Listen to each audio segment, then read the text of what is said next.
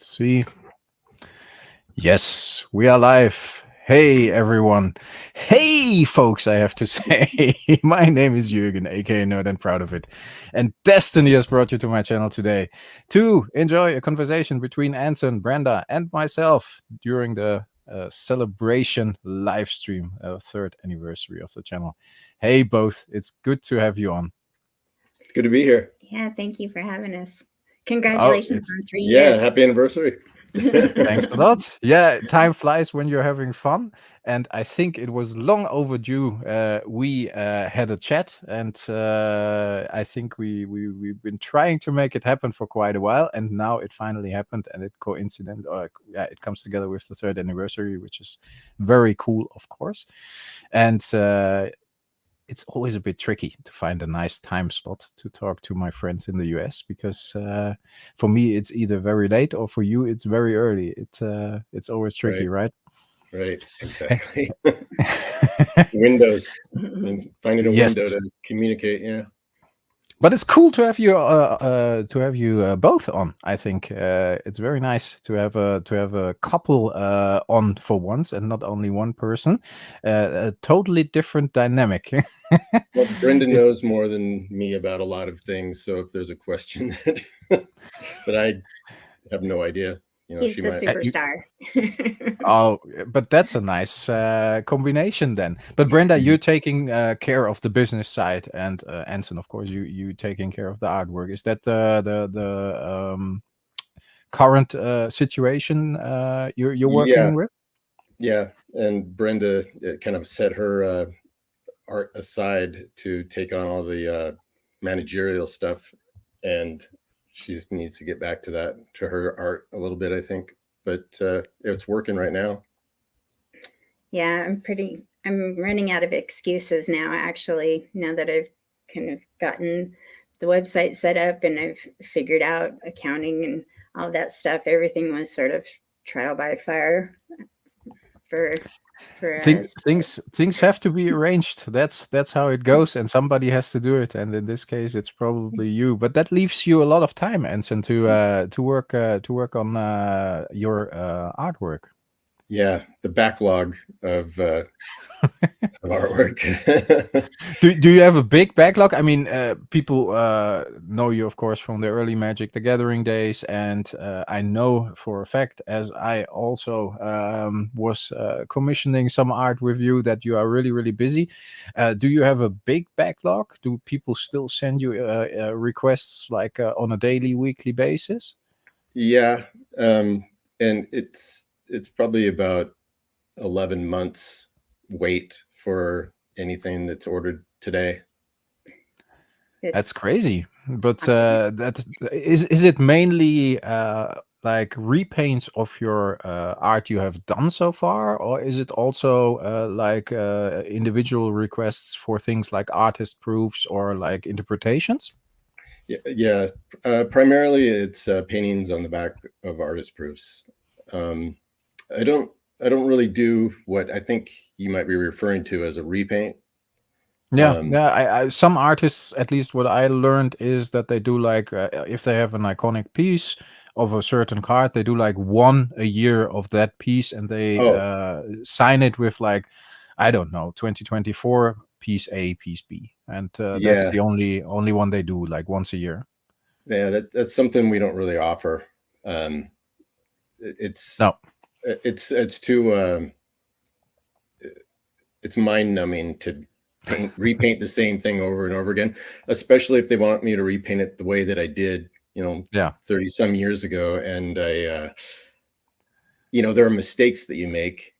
And when you see that, with hindsight, you don't want to make those same mistakes intentionally. So doing I something in the same line, is more refreshing. I think I know exactly what you mean. I think your friend Mark Tedine is a good friend of yours, right? Hmm. I talked to him in Amsterdam, and he mentioned exactly that as well. That over the years, of course, you develop as an artist, and you want to do things better and differently. So an exact repaint is not something that's triggering you that much. Yeah. Okay, fair enough. That I can totally understand that. But when you look, I mean, you've been one of the 25 original MTG artists, which is awesome in itself, of course. I think you are considered as one of those 25 artists that shaped the face of the game, especially with some of your iconic pieces. We briefly mentioned Herland Minotaur backstage before the live stream started. It was used on the boxes. It became the face of the game to a certain degree.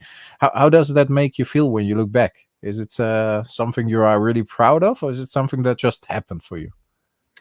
It just happened. It was just one of the cards for Alpha that I handed Jesper. and it had a positive reaction. So I think they just had the options to pick one, and they picked that one. And yep, I mean it's very iconic, and it's very clear what it is, and it's I don't want to say simple, but simplistic is the word I would use. Not meant in a negative way, but in its clarity. You know what I mean? Yeah, I'm not insulted by it. No. I love your art. So let's put that out there first. It's yeah, you know what I mean. See, I guess when I was painting it, I actually had a different color scheme in mind.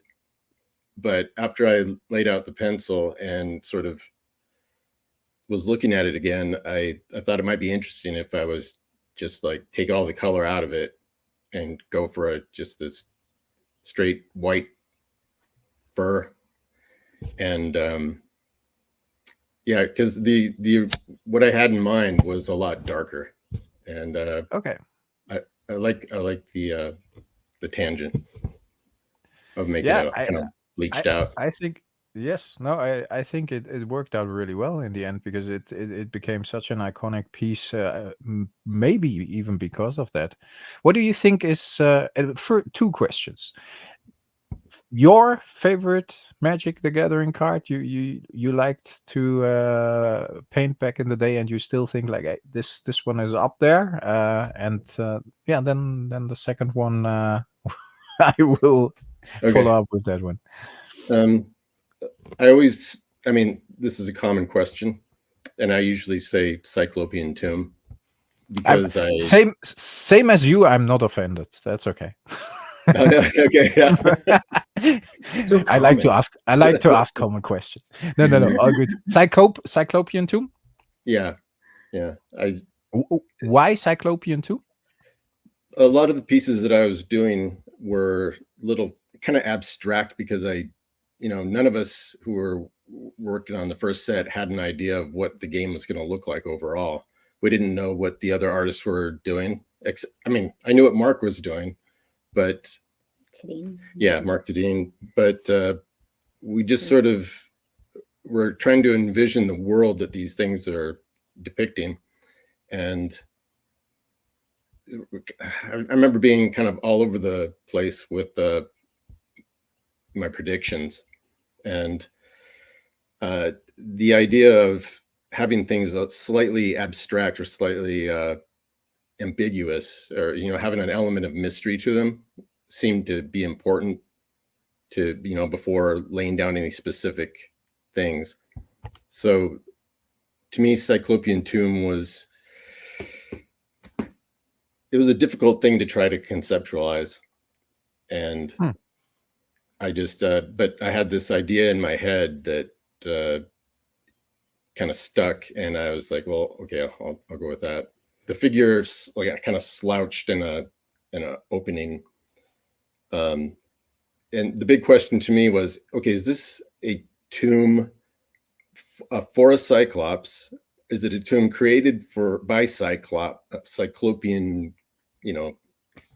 craftsman for some other creature, or was it just like the adjective, Cyclopean, and as in these monolithic structures. Okay, so there were a lot of aspects to it that were fascinating to you, and that's why the whole process probably stuck in your mind, and made There it was one of the most, yeah. There was no input as to what the world was supposed to look like. So, and it's like if you look at Llanowar elves, the frame around the elf, the sort of the black thorns, I had this idea in my head that these things were going to be the representation of the creatures. Like Sengir Vampire was, I thought it was the only vampire in the game because the title that I got was Vampire, just Vampire. And I had no idea that, the game was going to branch out and all these expansions and stuff and all these different kinds of vampires and all these different kinds of elves. And at the time, Llanowar elves was just elves, I think. And I wasn't, at the time, I was really sick of like depictions of elves. And I was just being kind of, I don't know the word. I wanted to depict elves in a way that might piss off a lot of people. Fair enough. But I think exactly what you said, like in the beginning, there were no guidelines. You just got a name. That's all you got. And sometimes even, a couple of different ones. You didn't know what the card did. You didn't know what it was supposed to look like. It gave you a lot of opportunity to actually shape that world. Like you said, you created an elf that is a bit more, further away from the nice hippie elves we were used to, a bit more badass. Yeah. Punk rock. Sometimes conversations that I'd be having with Mark Tadine would, sort of stick in my head as I went to, creating something. And we probably had a conversation about elves before I started working on that, and it might have affected it. But probably, since we had been working together on artistic things, all through like grade school, and our attitude towards, depicting things that were already established tended to be, we had a need to depict it in a different way. And sometimes it was very blatant and sometimes it was subtle. But I think you also have talked about the readability of cards and like recognizing that they're going to be little 2-inch, squares of art, played on a table. And so he wanted them to read. My idea about the artwork on the cards was kind of caught between, a regular painting and a playing card face, like a face card. And it's something that you'd want to be able to see across the table sort of at a glance and not have to, scrutinize it. So making things graphically identifiable and unique from other cards, that's why I'd have like a lot of profiles or just like face shots, like the Minotaur looks like he's sitting there in a chair. Yeah. But I thought that focusing on the most readable aspects of that creature type would be important. You had to convey a story in a very minimalistic way, and I think you did an excellent job with these kind of things. If you nowadays hold up a card, if you hold up a Sengir Vampire, if you hold up a Herloon Minotaur, or some of your other cards from across the room, across the table when we were playing, we knew exactly what the card was. We knew exactly often who the painter was, who the artist was, and at a certain point after a while you knew what the card did. But it was very impressive that you made it easy. Nowadays I think that has changed a lot, and sometimes unfortunately to the worse. Nothing against the artists who do the Magic the Gathering cards nowadays, but there's a lot. It's different, and that's okay. And if you're nostalgic about MTG as I am, I think the old way appeals to me more personally. Quick question in between for both of you. Where is it? A couple of people want to know if you're in Vegas in October. I think you have been last year, right? Yeah, we'll be there. You'll And be there. Okay. Yeah. Anson will be on a panel there too, as well. Oh, He's nice. going to speak on a panel about the horror of magic art. Yeah, horror art. The horror magic art. Okay. Horror. Yes, yeah. Horror. Very Yes. nice. I think. Oh yeah, somebody was wondering the same. I think it's cool that you still engage with fans a lot, right? I hear you travel a lot when possible and attend these events. Is that something you enjoy? Honestly, still after so many years.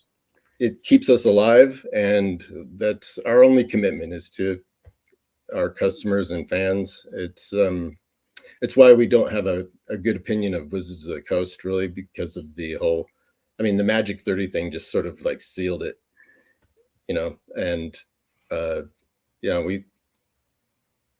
old school community, to us, It's they're great. amazing.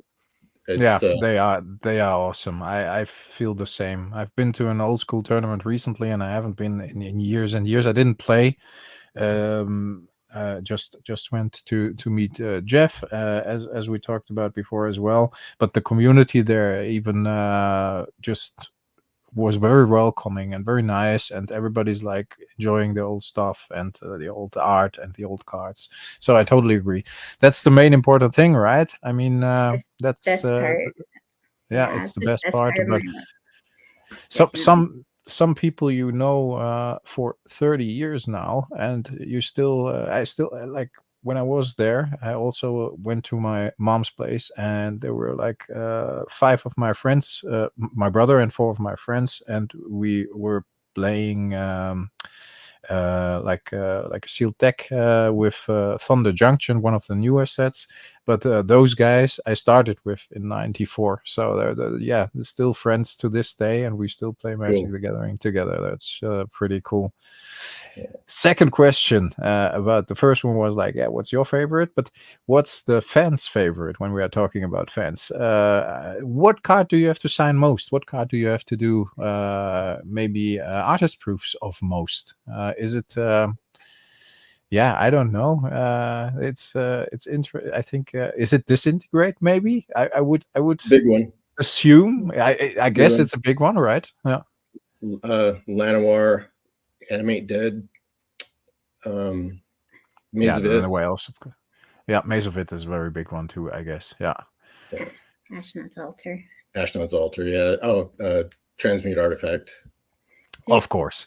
I think it often it's either super iconic art people grew up with, or it's very, very strong cards. Like Transmute Artifact, of course, is one of the top cards of Antiquities, and I think the combination of it having awesome artwork and being a good card is very strong. Let's see. Do Anson or Brenda used to play Magic at home? Do you still play, or did you ever play? I played a little bit when it first came out, and I could see the potential addictive nature to it, and I thought that I should probably stay clear of it. Anytime I could be playing a game, I could be working on new art, and I think that's where I'm most comfortable. And I retreat to making art when I am have any issues with other things. It's like my escape. And do you rather prefer not to know that much about in a way, the things you are? Yeah, because it gives you more creative freedom. Well, I've seen what happens when I know too much about a subject that I'm supposed to depict, and I tend to. Everything seems to be, in focus. All the different elements that go into the subject, and sometimes less is more when it comes to a composition. And one of the problems with the art direction for Magic now is the booklet of information you get that has to go into the image. Pages and pages of requirements, right? Yeah. Which is, sometimes it's not the artist's fault if the card isn't that readable from a distance, because they have to put a smorgasbord of information into the image. I played Magic twice, and I'm already all about deck building. So I don't even know how to really have barely an understanding of the basic mechanics of, a turn, but I'm still trying to build a blue and black deck, and so blue and black, interesting combination. Very good. Yeah, I have a problem of putting the cart before the horse, I think, here, because but that's what appeals to me most about it is combinations. Construction. I get it. It can be fun, and it definitely is still a good game, and it was, of course, for a very long time. I think it's one of the best games out there, if not the best game out there, made by the worst company ever. So that's a nice combination. But okay, hey, people are asking because we are talking about Magic a lot. But of course, you did a card for sorcery, and I got it here. I actually got, I think, the only artist proof in existence of the Font of Life. Well, the only one that is, outside of not in existence, in circulation. Yes, I said it wrong. But see, people want to know if we get any spoilers for Arthurian Legends. I don't think so. Spoiler season has been going on. I can give you a spoiler for Arthurian Legends. I think you can at least tell us how many cards you did, or if you can give me even more than that. That's you didn't do any. No, but I am working on cards for sorcery. For the next sets, yes. I just grabbed Brenda and it's I think Eric's Curiosa is like Marvel in that way. Like, don't tell anything. Like when we're spoiling things about the Marvel movies. But it's great that you work on sorcery. Did you enjoy doing the card for the alpha set? Did they approach you pretty early? When did you start working on it?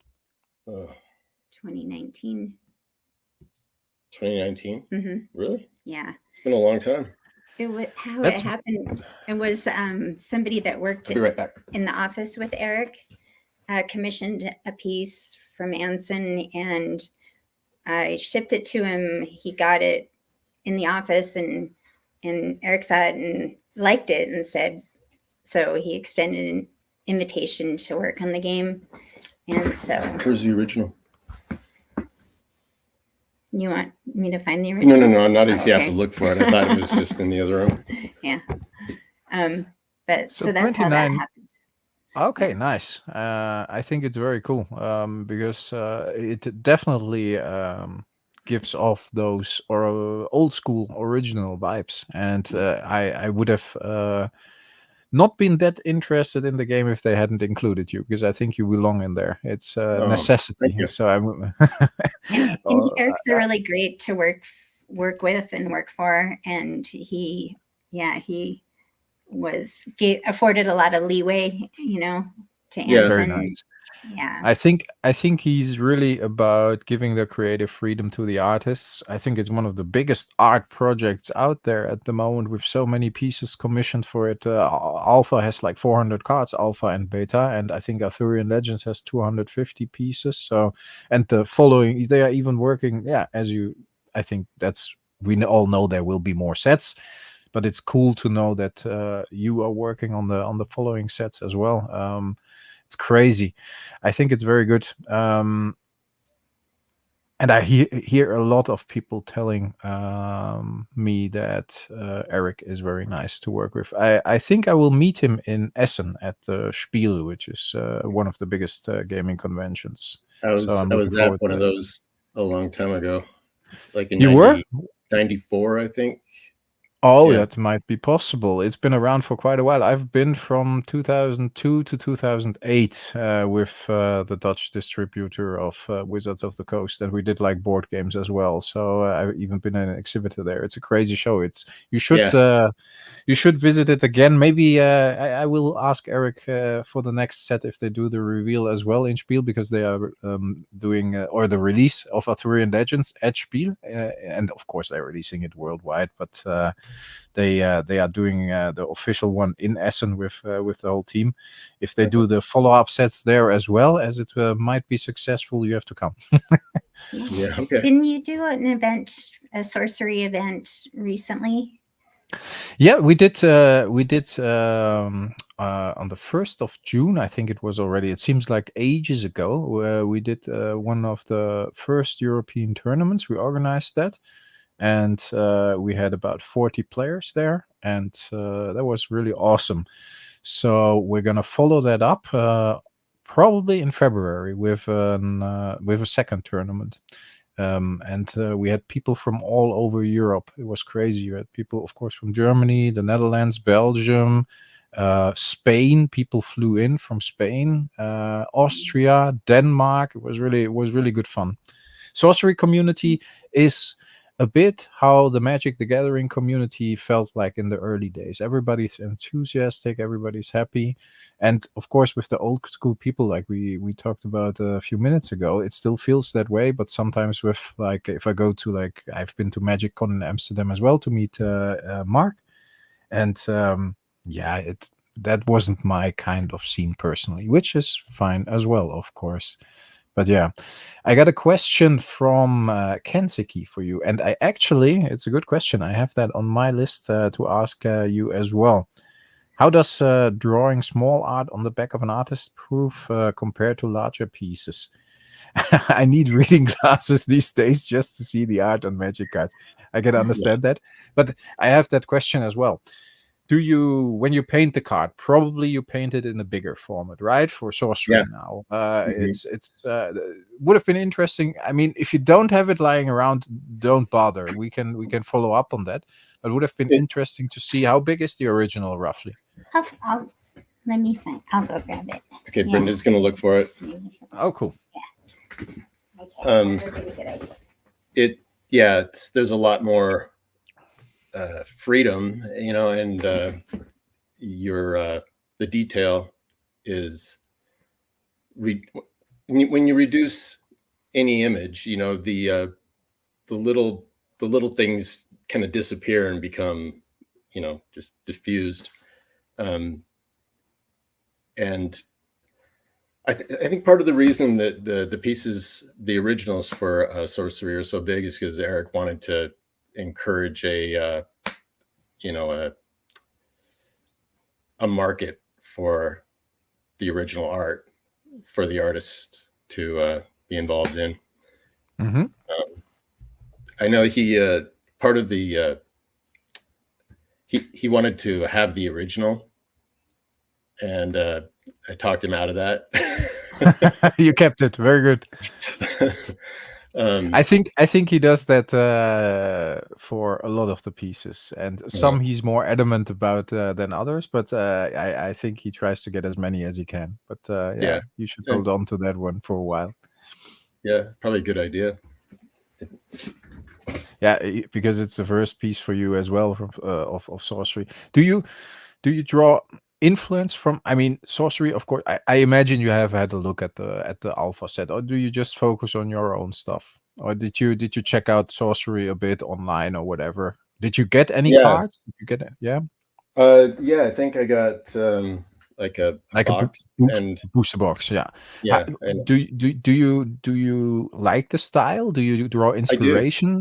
Yeah. No, I think. I think it's really cool. Yeah. I'm looking forward to actually playing it. I haven't played it yet. It's very good. It's not that easy. Everybody says it's very easy and straightforward, but I found it to be. I mean, it's not chess. I think it's a little more complicated than Magic, but maybe it's because I'm so used to Magic. But it's a good game, definitely. I like it a lot. You should try it. When you see those other cards, or in general, do you draw inspiration from that? Do you think like, hey, that is a neat style, that is a neat idea, and you have a very unique style, and I think you won't change it, and you develop it, of course, over the years, like we said. I think your style is very unique, recognizable, and really pops out. But do you sometimes see something like, hey, I maybe want to try something like this as well? Not Not so far. I mean, sometimes if I were to do something that was referencing previous cards, that would be somewhere I would definitely look to see where, what went into the this one that I'm doing. Yeah. Like if I'm doing more Minotaurs for Magic, it would be, I would be referencing possibly having scarification on these Minotaurs as well. Yeah. But I like to kind of come into each image new and think of a concept. It was always about the concept should be something that somebody wasn't expecting. Yeah. Which is why you get cards like Bloodlust, which are almost sort of a joke, but I guess it's out in the studio. No, it's not in the studio. Oh, well. no worries. We can follow up on that. But the original's original would be slightly bigger than this. Okay. Maybe a little bit longer. We got a reference. Yeah. And it's meant then it's probably sorry, go ahead. The art goes, it sort of bleeds out over the edges, and then they have the different elements on the card. So you have to kind of keep in mind that this area, you shouldn't put any important details, on the periphery. Yeah, you got like the template where the text is going, and I think the sorcery cards are more accommodating because there's more room for the art and less frame and so on. But you still probably need to have the center of the centerpiece or center point of the artwork right in the middle where the card is, right? But it seems to be slightly raised and in the middle. Exactly. Then the question is a pretty good one. Like, if you do the originals in a big way, and then you get like the artist proofs also for Magic, is the approach, you said you approaching it a little differently and leaving out the details and these kind of things, but is it in general different because the whole frame, of course, is a lot smaller? Is it more difficult to get across what you want to? Yeah, is it more difficult to get across what you want to get across in a smaller format? I think so. I mean, I know that people are going to be looking at them like this, right? And so everything that you put in there is going to be, close up, as opposed to doing it for the card. It gets shrunken down, printed, and then this reduction thing always improves the appeal, the look of a piece. But all your brush strokes and all your mistakes and stuff are always visible on a proof painting, which I know is something that I actually can appreciate. If I see it, I like to see the somebody else's. I like to see somebody's process, is sort of locked into the piece. But I try to make it. That's why I don't really like doing alters that much, because trying to match the look of the printed image with new paint and big clunky brushes is sort of that's really challenging for me. But no, I can imagine. And it gives you less freedom as well, because you have to stay even more close to what you are already given, right? Yeah, most of the alters that I'm asked to do are actual, just you wipe out the image completely and put a new image down. Yeah. But yeah, sometimes it's easy, sometimes it's a mess. Yeah. But you prefer artist proofs, blank backside to alters in general. Okay. Definitely. Yeah.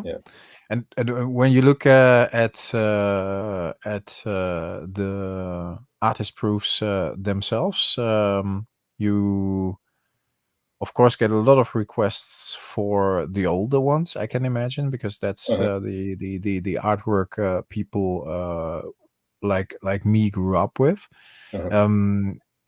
Is there a specific set? I mean, alpha, or let's say the artist proofs of beta and antiquities were the first one. Of course, there are probably not a lot around, but after that, of course, you got revised and you got the different language versions and these kind of things. You probably have a little more, but is there a special set that people request more artist proofs from in general than other Yeah. sets? Yeah, has different names to different people, but the beta, We call the them collector's, first. the collector's edition. Exactly. But These are the those- most popular. yeah, but we have them priced now so that So it slows down the disappearance of the. yeah, just because And- there's so few left. Yeah. Yes, and I think you should, because what I think sorcery has done as well is it has created a certain value not only to the original art but for the artists as well. I see artist proofs on Discord mainly going for easily of newer artists and all cards, all sorcery cards for easily up to $1,000. And if you look at the fact that the old MTG cards are very, very limited, and of course you only got 25 sorcery artist proofs, very limited as well, but it's a new game, and Magic the Gathering has been established for 30 years. So I think putting a certain value on that, and I think sorcery helped with that. I think that's good. That's good for you as well. I think it should be Yeah. that way. Yeah. For sure. Right I now we're think there should- selling a lot of legends, like Legends in the Dark. Yeah, it seems to be pretty hot right now. Yeah. Oh, really? That's interesting. Yeah. Acid Rain, is it yours? Mm-mm. No. Then I got something else in my mind. We did Like Fallen Angel and Spinal Villain. Is that Legends? Yeah, Mhm. Spinal Villain is indeed, yes. I got that one, and then Fallen Angel indeed. Yeah, don't know why I And thought. others. Infernal Medusa. That's no. Nice one. Yeah, I like the Spinal Villain. I'm gonna share it. That's a pretty cool one. Where are you guys? One of It's, Anson's creepier arts. Yeah, Anson does creepy well. Is that some? I mean, you did a lot of work for Vampire as well, of course, right? Mhm. Is horror art something you personally have a big interest in?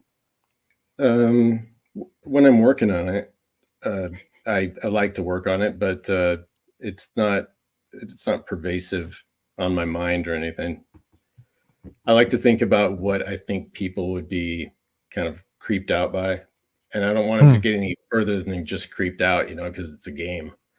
So it's not like what I would put into a film if I were to write a script for a horror film. No, I get it. If you look at this one, I mean, we talked about Alien and Aliens a little earlier.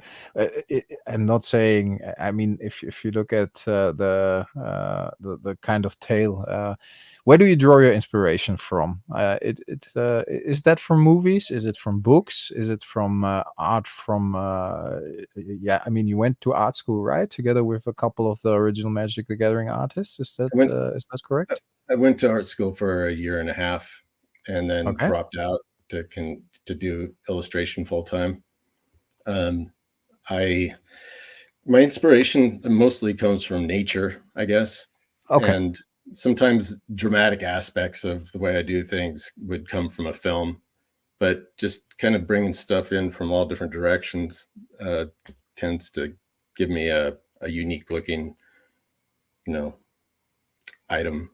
Like the Spinal Villain was, I was just thinking about the way that its anatomy would work with its, in my mind, it was something that would lock into the back of your skull with its pincher, its mandibles, whatever. And its tail was maybe similar to like a face hugger. The tail would become part of its, the way it's locked into your nervous system. And and the pink background is just sort of this abstract, like, it's its environment. But I didn't put a lot of detail into that so that the focus would be all on the foreground with the creature. Reminds me of Pink Mist. Yeah, it's definitely a very, very unique one. But it's interesting that especially the Dark and Legends are currently selling well and are currently up there in demand. I think it's because those sets were underrated for a very, very long time, especially the dark. But they're still looking back and looking at the later sets and looking at sets now. They are still super iconic and super awesome. But hearing that your inspiration is or comes very much from your own imagination, of course, influences from outside, but in general, and the way you work as well, you don't like try to reference things. It's very individual and very unique in that sense, right? I'm not sure. I mean, I it's just my Yeah, process. it's difficult to say. It's difficult to say about yourself, so I say it. I think it's very original and unique. I think so too. Anson, one thing I know about Anson is his interest in biology, or and different animals. He can name any kind of creature you can show him a picture of, and it's kind of amazing to me. And I think that Not all. yeah, he's being Humble. humble, but I think that he, as a kid, he always seemed to really have an interest in. She didn't know me when I was a kid. Practically. You were like 21. That's a kid. Okay. Yeah, that's true. I consider myself when I was 21, I definitely still was a kid. I still am to a certain degree, and I'm proud of it. As we No, all but are, that's probably. yeah, probably. And Everyone I think listening to this that's probably. yeah. Most of the viewers are kids at heart and love that aspect of life. No, but that's interesting to hear. I think it's super original, and in that sense, it definitely has influenced the whole art of Magic the Gathering moving forward, and I think that's something to be proud of. So even with being humble, I guess you're very proud of that, right? In a certain sense, aren't you? Sure. Yeah. No, nice. Yeah. I'll share something a little bit more with the horror stuff that I do. I try to make sure that there's something in it that is appealing, that makes you want to look at it, but then react to the fact that you're finding something appealing that you shouldn't be finding appealing. That's part of my concept. So it's like all I'm gonna say about it. that morbid fascination. Could you call it like that? Sort of, yeah. It's Sort well, of. Okay. Interesting. I like to hide things in an image that will cause a sort of a whiplash, and to be attracted to things you should be repelled by, and repelled by things you should be attracted to. Right, or to see something that gives you one reaction, but realize it's part of something else that's giving you a different reaction, or No, I shouldn't have brought it up maybe in a limited discussion time. No, that's everything is okay, and I think I understand a little bit what you mean. But I think it's very difficult to explain that because it's very visual in itself, but and it's very personal, of course. Some things you are repelled by, and strangely enough, attracted by as well, or interested by it. So I think I get what you mean. Is that a bit the direction you were going for? Okay. Sure. Sure. I mean, yeah. I don't want to put words in your mouth or anything. Okay. Fair enough. I take it. Brenda, Kenzie asks, what form of art do you work with? Do you work? I am a little bit of a met artist, I guess you could say. I mostly love to write, but I've also done a lot of glass art, like stained glass, and also found object sculpture, like robot kind of creations I make. And Is getting something. so yeah, just a little bit of everything. This is one that she doesn't like, but I like. It's just a drawing, sort of is it abstract. Yeah. It's very nice. So yeah, I don't Looks really very interesting. have any training. I'm just I just do it because I enjoy it, and so that takes me all kinds of places, I guess. She just found object robot art too. Yeah, which is cool. But we That don't have sounds any awesome. examples of that Definitely right cool. here. I have an That's- Instagram account. Oh, you do? Yeah. Oh yeah, people can follow you there and see what you were working on. Yeah. Where do they go? I think it's Red Headquarters. Red Headquarters. Okay. Red Headquarters. Yeah. We can I can look it up and I can put it in the description once the live Okay. stream is over, and we can send people over there, and I'm definitely gonna put your website on there as well. I saw you have a sale at the moment. Is that correct? I got a mail today. Oh yeah. Well, we were trying to promote our Anson's like, President's do we? I remember I know. now. Actually, I haven't quite cleared the details with him, but it was for MTG Summit, trying to encourage Attendance. ticket sales, because right I now saw it. Yeah.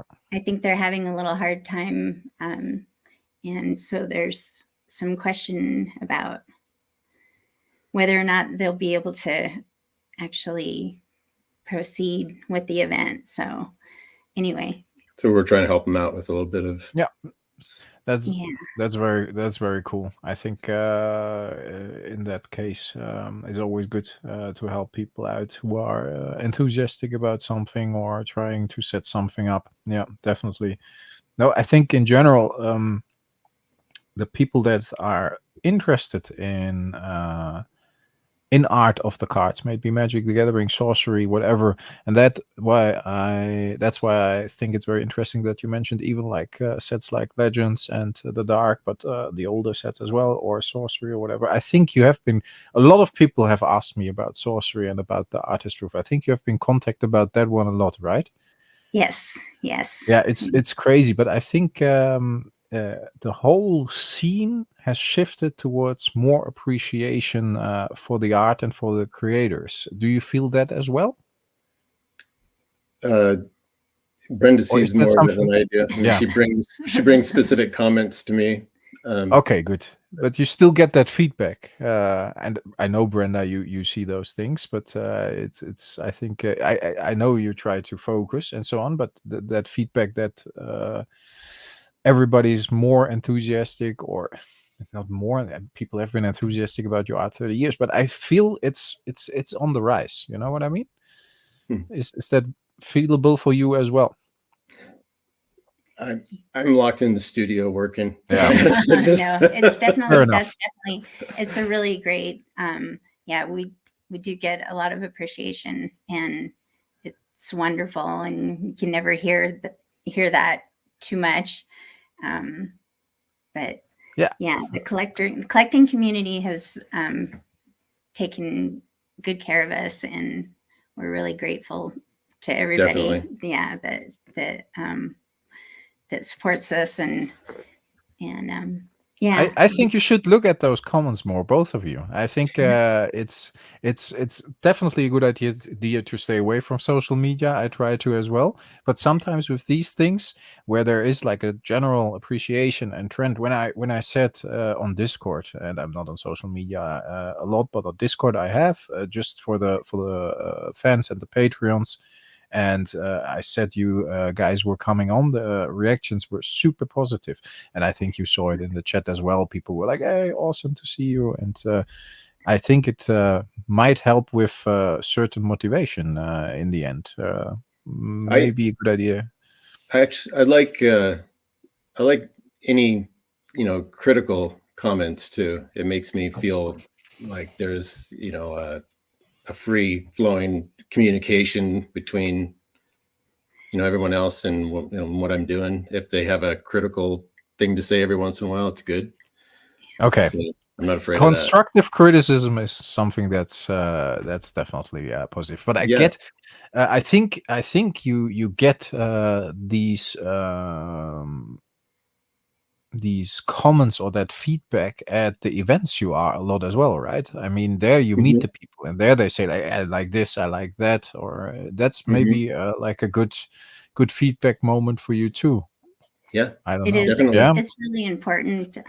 I don't really go on Facebook at all, because if I just go to look up something really quick, it's like 3 hours is gone, no Yeah. matter what I do. If I just open that up, it's like, there goes half my day. So I try and stay away from it. But I think that for Anson, I try and share whenever I do run into really positive stuff, or just through email or whatever. I make sure to let Anson know as much as possible. It's true. So that he hears that, because it means a lot. And you know, just day-to-day business stuff, work, you know, it's really neat doing what we do, but at the same time, it's, you know, there's taxes and there's kind of stuff, legal stuff we're dealing with, and other things that can be a little disheartening. Kind of trying to pursue the stolen artwork, stuff like that, where you can get a little bit of a pessimistic outlook if that's all you're focused on. And then we'll get an email and somebody will just say a couple of sentences, and it just like, it just changes your whole world, you know, to know like somebody sharing like that what Anson did or whatever really impacted him in a positive way. It's like the best thing you can hope for, I think, in your life. It's the highest compliment, I think. Yeah. That's it. What she said. Yeah. You make it easy for yourself today, Anson. It's either always. That's perfect. No, but I think you're totally right there, and I didn't want to bring up a couple of things that obviously have been bumps in the road for you guys, because we decided when we talked about the setup of the stream to keep it to the positive things, and I think that's good.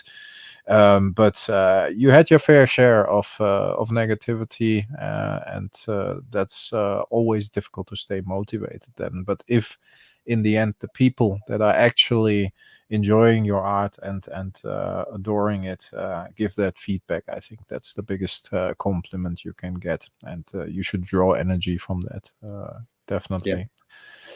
We get Jason asking, he has a very nice thumbnail there with the Moxes, asking if Living Wall would be an example of that hidden art within we just talked about a little earlier. I'm gonna check out if I can find the Living Wall. Living Wall, I think that's the one that was censored.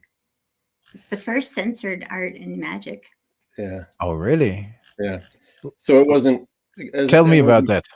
Well, Sure. it was all these different aspects of bodies, sort of like laid out in, you know, on a flat surface, and there wasn't anything necessarily hidden in it, but too many people had a reaction to an opening that to me was, I mean, it was, the opening is just below some teeth, so I was thinking it was just sort of like a flattened out like esophagus opening. Yeah, right here. Oh yeah, wait. I put you. Yeah, I put you guys. I put you guys okay. on. That's I'm just gonna uncensored. stop the screen sharing, and I see if I can make you guys. Yeah. Right there. That was supposed to be like the back of a throat, basically, as you can see with the teeth. Okay. But Jesper asked me if he could censor it. I said, sure, and I just trusted him. But in my opinion, what happened with the censoring made it a little worse. If you look at the, you know, how it turned out, and you know that he started with that type of an open. Never mind. It looks sphincterish. Well, yeah, but never mind. No, but so there's actually like it might be considered hidden because it has been censored. Right, exactly. The center of the image also might be what he's asking about, but it was supposed to be sort of a second glance kind of thing. And I've gotten a lot of feedback for the fetus in there. Yeah, I don't see it personally. I You hear don't? that a lot as well, and people say if you once you see it, you can't yeah. unsee it. But I Yeah. personally don't see it. There's the eye. Oh, Okay. let's see. Oh, I'm not very good at this. Yeah. Yeah. So this would be the back of it here, like the butt, the top of the head, the eye, and its limbs are kind of, you know, in front of it. Okay. So it was actually meant as that. Yeah, and Yeah. Okay. Interesting. this is back in As a time when you did things, and for whatever reason you thought it was okay. You didn't think about, you know, this huge reaction of you know, people with problems with it or something. But because it's an image and it's just it's meant to be seen and evaluated by the individual. And I had a certain, I mean, it's your sense of humor. I kind of hope that people have a little bit of that when they're looking at some things. And it Speaking of, show them the flight altar. I've been trying to get this to be a thing of doing altars on prints. Oh yeah, print altars. And so for flight, you see that one is awesome. Yeah, I like that one. Yeah, definitely. Yeah, I think I have one of your altars on prints as well. I have the Lanoa elves as an alien, Right. which is really awesome too. I think that's kind of a cool thing to add something completely crazy to it, like a knife and a fork. That's very cool. Did you show them the Vainlian? Also, it's when you were asking about working at a smaller scale, like on the back of artist proofs. Yeah. You know, doing print altars rather than card altars has a lot more freedom in it, because, you know, that's bigger, larger, and you can get more detail in there. And so it's kind of fun. Yeah. Pretty fun. Yeah, I can imagine. You have a little more space and a little more room to actually create something on there. Hey, we asked. What do we have there? Just real quick, this is a print altar for Maze of Ith. Okay, yeah, I see it. I'm gonna put you in solo layout again. Yes, could you? Yeah, Maze of Ith is definitely a very, very iconic and probably popular one, right? While we're on it, it doesn't look like a maze to me. Let's move back. But this, yeah. What was your inspiration for that one specifically? Original art. I wanted to just do something that was. I mean, I didn't know what kind of maze they were talking about. All I could think of was like hedges or you know, stonework mazes, and it was for the dark. So I felt like I had a little more leeway to push it into kind of a creepy zone. And the idea of being digested to me felt like it could be a maze. Sure. If you were to survive being you know, run through a system, you know, like a biological system like that. And I also thought that you know, like the psychological idea of going through a mental maze. So this creature that was more like this giant cell that was eating things, and you know, it ate this individual that I guess you would you would relate to it in a way, going through, you know, this ordeal. Yeah, it now makes sense. Now now that you explain it, yeah, we just have to ask you. Then it all makes sense once out of the sudden. No, but I can see this now. It's interesting. You maybe should put out like, do you have something like that? I don't know. I haven't seen it yet. Maybe like a book with your artwork in it and these kind of stories. I think people might be interested in that. And you could even, of course, sell it on your site. But I think it would be a nice one at conventions. Or you just come on the channel on a regular basis and talk about certain pieces and tell all those stories. That works as well. I'd be happy to do Only that. your channel, though. Yeah. Perfect. Very good.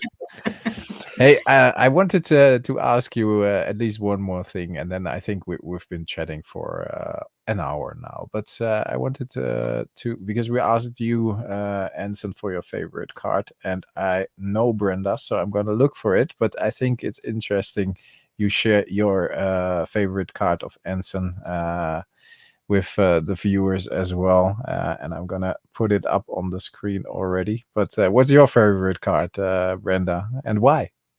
The favorite Magic card?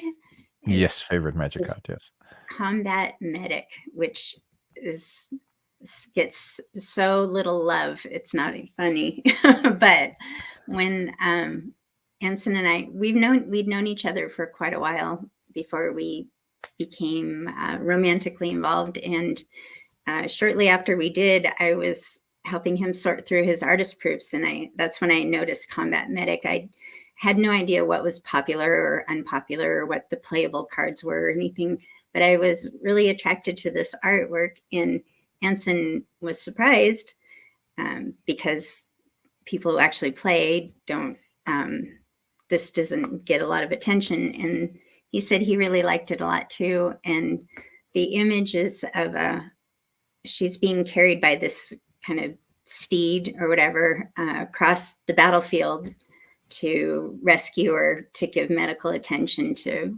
the target. Yeah. And she's looking backwards because she's having to pass by all these other wounded individuals on her way to the target, and she's kind of torn about that. And just the loyalty of the beast that's carrying her, into danger, putting himself in danger to, be of assistance to her kind of noble goals. Anyway, I just thought it was really beautiful. And Anson, the way he described the artwork to me. I sold it. Yeah, I sold it to him. You sold it. You sold it. No, Nice. It was really beautiful. And I just, so it's what's behind the art, I guess, is something that I just really admire, that that kind of selflessness and loyalty, that is the relationship between the two. That's really beautiful to me. That's an awesome explanation why you actually really, really like that piece, and if why it's your favorite card. When we talked about it, I was very enthusiastic. I got more enthusiastic about the card because of your personal connection with that, and I think it was amazing because I always thought the combat medic was male, and you told me it's a she, and that was very interesting to me as well. I think that's great. Hey, we even got somebody who met you in Essen here in 94 or 95. So you said you have been there in 95? I guessed that it might be 94 or 95. I know it was right after Magic came out. It was my first trip to Europe with Mark Tadine and Andy Rousseau. We extended our trip to do a little more, sightseeing and stuff while we were there. Nice. Where have you been? Well, Germany, obviously, but have you been to other countries as well?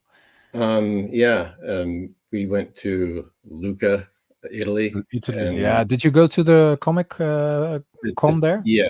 That was. I've only been once, but it's a fantastic city with the inner crazy? city within the wall. Beautiful. It's crazy. It's beautiful. Yeah. Very Anson nice. proposed to me in Italy. Oh yeah. Nice. Not smooth. I would say very smooth move. Yes. Well done, sir. Well done. In which city? It was Viareggio. Yeah, Viareggio. Yeah. In the parking lot of a grocery store. Okay. Was it like a special grocery store from the Roman times, or? It was funny. A lot of things went wrong. So she had But- just told me a story about something in our past, and her the way she was describing it made me feel like it was the perfect time to ask Because her. we spent Sweet. 3 weeks in Prague. We had been in Europe for 3 weeks before he proposed to me, and I didn't know that at all these different moments he was trying to work up the nerve to like ask me just the right way, and he had gotten permission from my parents before we left on the trip and all this Oh, stuff. And well I done. had no idea that all of this was going on with him. And so yeah, when we were in Italy, the end of the trip was sort of closing in on us, and we were riding bikes along the beach, you know, and I was retelling this really romantic story about, you know, how I had this big crush on him, and that he, you know, he wasn't responding to my texts, and I just couldn't understand that. I was like, you know, never really kind of put myself out there like that and just got nothing back, you know? And so I was telling him how it made me like him more. And so I'm going on and on about this for like 45 minutes. And then he finally just, I guess, was like, I have to do this. And so it happened to be in the grocery store parking lot where he just said, Hey, you know, but pop the that is question. super romantic. I think that that is the perfect moment then, because you are in that moment very much reliving the moments that led up to this, and then I think it's a very smooth move. Did you have a ring in your pocket all the time, or did you do it without a ring? Without a ring. Without a ring, yeah. Yeah. Okay, interesting, but still, it's That's an even longer story. okay. That's one for another day. But how long have you been together, both of you? We have, Since 2014. yeah, so 10 years now. But we've Yeah. known each other for what, 30 years? Yeah. We were, Okay. yeah. And it was one of the first dates he took me on was to an event in a Grand Prix, they were called then. Yes, I remember those. He didn't explain much at all. He just asked if I would come along to help him with something. And then he just shows up and sits down at this table. He didn't have anything, you know, I don't think he even brought artist proofs or anything with him. He was super unprepared. And just all of a sudden people started coming up and asking him to sign their cards. And I was like, what's going on? And I said, these people, they're lining up for your autograph? Because I knew him as Are you Anson. famous? Who are you? And so he That's was awesome. He was pretty slick about that, Yeah, because very Yeah. slick move. Yeah, all of a sudden I got to see him through the different. eyes of the magic community, and it was I pretty kept Yeah. trying to tell her, hey, I'm kind of a big deal. Yeah, and she didn't believe you, so you had to show her. No. Definitely. No, but it's apparently worked out very well. And is it difficult? Maybe a bit of a difficult question, but is it difficult to be a couple and work together? Is that Yes. something that yes, It is. okay. It is. Yeah. Maybe I not mean, for it you. has that's okay, fair enough. It probably has its advantages as well, because you are I told you, Brenda, my wife is working for Nintendo as well. That's where I started out, so we both work in the video game industry, and we know what the other one is doing, and that helps a lot, because we understand, like, hey, sometimes things get priority or whatever, releases, these kind of things. So it helps a lot as well, I can imagine, for you too, because you know exactly what he's going through, right? Right. It's- I know how my work affects her and vice versa. Yeah. It's like, I feel like it's what I would be doing naturally anyway, because just supporting him. I don't know how artists do all of the things that we both do together. It boggles my mind how somebody could handle all of that stuff, because it's there's a lot of stuff besides the artwork that is required. And anyway, so I feel like it's great, we get to work from home when we work together, and it's something natural, my strengths, and kind of complement his, where he needs help. And none of this would happen if I didn't have Brenda to help me facilitate it. Fair enough. I don't know about that. That's- But It's anyway, true. yeah, it's fun, and it's hard at the Oh, same time too. sweet. Like when, I have to feel like I have to be a manager or something, and give him a hard time about productivity or something like that. Or I have to be careful because I want him to like me still. And I can Of be course. difficult to work. I'm a little bit of a control freak, so there you go. That's the first time she's ever admitted that. We got it on camera. No, but I think it's lovely. I see the interaction between you both when you talk about that, and you're both very welcoming about it and open about it, which is very nice. But I think that says a lot about the setup as well. It's the same here. Without my wife, nothing would happen here in the house. It's very simple. It's with your partner, and nowadays with the kids, that we need to work on things. And sometimes it's not fun. Sometimes you have to do stuff you don't like. Sometimes I have to be reminded of things I need to do. And sometimes in our relationship, without going into too much detail, I'm a bit more laid back and think, oh, that's going to be okay tomorrow. And she's more organized and more, structured. So it sounds a bit like your relationship in that sense as well. So I totally get it, but nothing would happen without her. So Anson, I can only applaud for you saying like, hey, nothing would happen without her, and I believe it because it's the same here. So all good. I think that's a perfect point to maybe stop the conversation on a high because it can't get better than that. We need to leave it to the compliments and need to leave it to the nice words to each other. I think that's cool.